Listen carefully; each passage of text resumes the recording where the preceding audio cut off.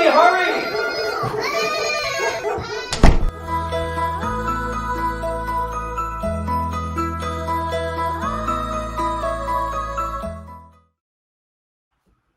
Welcome to Mom Cave Live, where we may have lost our minds, but we haven't lost our sense of humor. And I am losing my mind today. It's been one of those days. It was Mother's Day 2 days ago. And like everybody says, like, why is Mother's Day at the end of the school year when all the things are happening? And so while I'm telling you this, and we're live in all the places, it's telling me that we're not live on the Facebook. But let's hope that we are. So if anybody is seeing us on Facebook, please comment and let me know, because I hope we are. And anyway, we'll just pretend that we are and hope it all goes well. I have a great guest tonight. She's a very funny stand-up mama, and I'm going to bring her on. She created Your Mom's Comedy Show. And everybody, I would love for you to meet. There she is, Kendra Karbowski. Hello. Hi, Kendra. How are you? I am so well. I mean, I'm going insane with the end of the school year and the baseball and that and the Teacher Appreciation Day and Spirit Week, but it's all good. So Kendra, tell everybody how you got to be a comic. What's your story? Okay.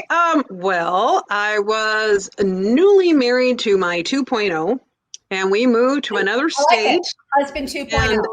He was my upgrade. Yeah, it was an upgrade. And we moved to a new state, new city, didn't know anybody. I was getting to know one of my neighbors, and I was chatting with her, and I was making her laugh. And she said, my friend's opening a Funny Bone.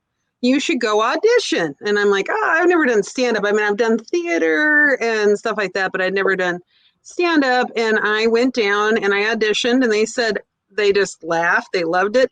And they said, well, we're not going to get a house MC right now, but thank you, you know. And I said, well, I just want to learn the business. So I got a job working the door and also being a bouncer. Yeah, me, a bouncer. It consisted of me doing this, giving them the mama. But I got to meet so many fantastic comedians: Rocky Laporte, Etta May, Diane Ford, Jerry Corley, amazing people. And every one of them, if they would let me, I interviewed them. And I'd say, was it worth it? Would you do it all over again? And what would you do different? Because this was in Sioux Falls, South Dakota that we had moved. And if you're at the Sioux Falls Funny Bone, well, you're either on your way up or on your way down. Yeah. And the ones on the way down were crappy. Right. Yeah. So sometimes I ended up with the features, but I'm still friends with like the big names like Rocky and Etta May and those, and just because I mean, it was my dream. I wanted to be Carol Burnett when I was a kid. I wanted to be Phyllis Diller. I wanted to do all of those kind of things. And finally, you know, here was my chance. So I did some open mics at the Funny Bone, and I won I won Last Comic Standing in Sioux Falls. Okay. So then I was able to open up for some comedians, and that's where it all started. And then I started doing corporate comedy. I tend to do clean comedy because what I found out when I interviewed those comedians years ago was that's how you made money, because clean comedy. The corporations. Yeah, the corporation. No, comedy, you make no money. But if you're going to go into like corporate comedy or get hired by someone, they want someone that they're not going to get sued for something they say or do. That makes sense. Yeah. And so our life was so crazy with my 2.0. He had 2 daughters. I had 2 sons. They were from ages 3 to 14. We ended up with, let's see. We had 5 fish, 4 kids, 3 cats, 2 dogs, and 1 crazy mother. So now you know the code from my garage door. I'm coming. And I mean, and they also had, oh my gosh, betta fish, so many fish that just went wrong. Frog.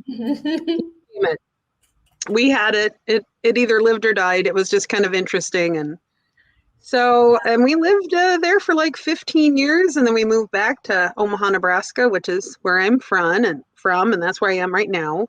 And Omaha's comedy scene just went kaboom, and They had everything. All of a sudden, everywhere you look, there's a comedy theater, someplace to perform. And I did improv, which Oh, that's the helped best. me with my shyness, Oh, believe you're it or so not. shy. You don't look shy. No. Yeah, it was a little bit of a, I was shy on stage, and then that helped me a lot. So it just grew, and there's so many people that have come from Omaha, Nebraska, like Amber Ruffin, Adam Devine, lots and lots of. Comedy people. Comedy people. Well, I'm so glad that you got into comedy because we need a little bit of a sense of humor about the topic we decided we were going to talk about tonight. Right. Is the whole concept of the mom bod. Yes. When I first started doing stand up, I was like, I'm not going to do traditional women stuff and I'm going to do something different. And then I realized you got to talk about the elephant in the room. This is who I am. Right. This is the truth. Yeah. And, and especially now that I've gotten older and you realize that gravity is real and things change and shift. Ta-da. Oh, be quiet. You look so young and athletic and trim, and I'll hate you later. Filter on, but why is it though that the whole, like, remember when the dad bod became a thing a few years ago? It was a good thing. It was like, oh, that shows this guy's confident and comfy in himself and he doesn't have to work out like crazy because he has a family and he's so cute with his dad bod. I've never heard anybody say, she's so cute with her mom tummy. Have you? I've got a theory about the dad bod thing. I think moms started that to try to make themselves feel better about their husband with their hairy bellies. Right. He's like, oh, he's so cute and he's just so comfy to lean on and he's my pillow. So you he's don't my think teddy. Really meant it. Yeah. So, I mean, if they knew all the stuff we go through, it was kind of fun when guys started waxing. It's like, so you're getting a little bit of what we got going here. Yeah. That's fail. That was a surprise to me when I went from, I was in between husband one and husband two, and I was trying to do the dating thing, and I was in my mid to late 30s. I dated a guy 11 years younger, and I was like, I really wasn't aware of this waxing, and I'm like, didn't you already go through puberty? I mean, there's nothing here. I don't know what's going on. A Brazilian when a man waxes the area. Is it still called a Brazilian? Because I don't know. I'm from Nebraska, so nobody went there. At least the guys I knew didn't. But just the chest is like, where'd your chest hair go? Oh my gosh. I'm not a fan of when the chest hair has been waxed, but then it starts growing back because it's really prickly. Yeah. It's kind of like when they're growing a beard and it's like, oh, you're growing a beard. Why? Why is it okay for you and not me? I know. I'm like looking for the one tiny hair on my face with the tweezers, and I have to be in the sunshine in the car because that's the only place I can see it. Yes. And you know what? I think women, we need to start bragging. Because you know how men, they brag about that fish that was this long. There we go. This long. Why aren't we going, hey, I found that chin hair. I've been looking for him for 3 months, and there she was. It was right a there. 3-incher. It's a record holder. Yeah. Maybe we need to start a TikTok just for our chin hairs. Well, I mean, guys have a healthy appreciation for their own bodies. I mean, they probably pick on each other, but it's nothing like us. But I just have to say that you have kids. And it's just like a house. It's like the foundation starts to go. Yes. You got the floor going, the roof's caving in, the walls. And you can't afford to do a renovation because that costs a lot of money. So you just like patch things up with duct tape and hope that it works. And hope for the best. Yeah. Well, and we can talk about intimate things. I don't use words. But I went to my doctor and I asked a few questions. I said, so what's going on when I started hitting menopause? I said, what is going on? I mean, I get out of the shower and I look like I'm wearing a fanny pack. What is this? I mean, even after I had my children, I always had a waistline, but it's like kaboom. It was like someone had pulled the button on one of those expandable life rafts. And it's like, what is this on here? So there was that question. And then, like I said, things start to fall around and everything after you have two children, because if your body is a temple, it's a house. It's like I had two really bad tenants and they just kicked the crap out of me. Mine was like a frat house. They've ruined it. Yeah, I went to a doctor and I asked them and they said, well, we've got physical therapy for that. And I'm like, you do? You do? And do I have time for it? And does my insurance cover it? That's what I mean. Actually, it does. But I will tell you, it's interesting because like when they're checking things out, they're like, squeeze my hand, but not with your hand. Oh my. So we don't go any farther with that. For that, I have heard. If you're watching and you want to talk with us, we would love for you to join in the comments and tell us, do you like dad bods or not? That's one thing. I want to know if you really like that. It was really sad. It didn't go until I was about 55-ish, I guess. Prior to that, like I said, I always had the smaller waist. But I am here to tell you the good news. Everybody talks about the bad news, which I did talk a little bit about. Good news tonight. The good news is I finally got boobs. I never had them. I now have them. And they get in the way. You turn and you run into stuff and it's like, what is this? I don't know. I know. I finally have cleavage too, and that I never did my whole life. So Me either. So that part was great, but then sadly, you've got a little bit of gravity kind of changing things around. You got the continental drift. Things are changing. Continents are certainly drifting. Yeah. My mom always went around with the top button of her jeans unbuttoned. And I thought that was like so uncouth and so weird. And I'd be like, Mom, what is the matter with you? And now I do that too. And then you finally give in and get the jeans that are either stretchy or have an elastic. But what used to make me so mad was men's Dockers. Yeah. I mean, if you shop for your husband, the men's Dockers, they have 20,000 different kinds of Dockers. Yes. They've got the kind with the elastic. They've got the kind with the little button inside so you can get a little extra space, go up the size. They have got it so that it is stain-free and wrinkle-free and all this kind of stuff. And we get one flipping kind, and it doesn't include elastic or a button moving. And like it's wrinkle-free. That's a joke because we're women. We love to do that. Yeah. No. I don't think I've ironed in years. I gave up. I don't have the kind of job anymore where like I go into an office and I have to look ironed. So if it's something that needs ironing, F it. I'm just not going to do it. Hey, Downy spray. Yeah. Downy spray. I love that stuff. Yeah. Now you take the Downy spray and what you do is you pull it out damp and you put it on your hanger and you form it and then you spray it with the Downy and pull it. And it does pretty good on most stuff. So that was a blessing, except you end up with a sticky floor. If only we could do that on our midsections. Like if we could come out of the shower, put on a little Downy spray, put yourself the way you want it to be, and it would just hold it there.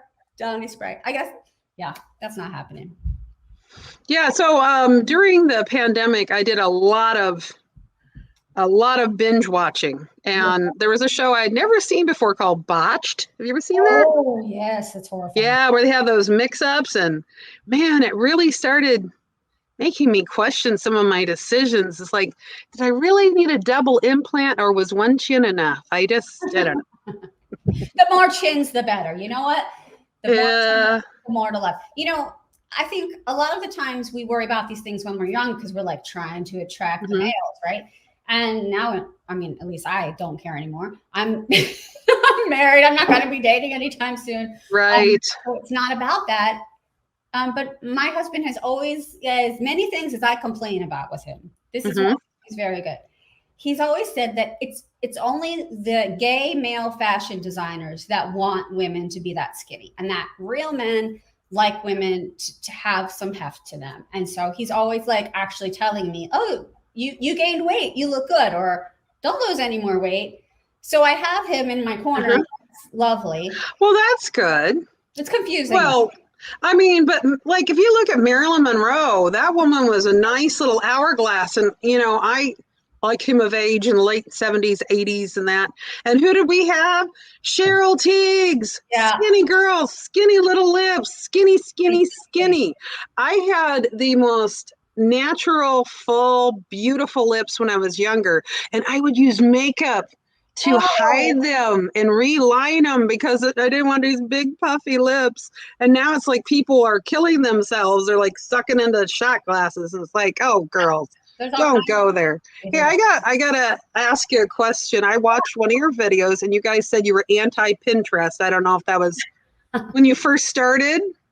I mean, I'm not anti the entire platform Pinterest, but when we did start Mom Cave and people were we were trying to like come up with what is this, right?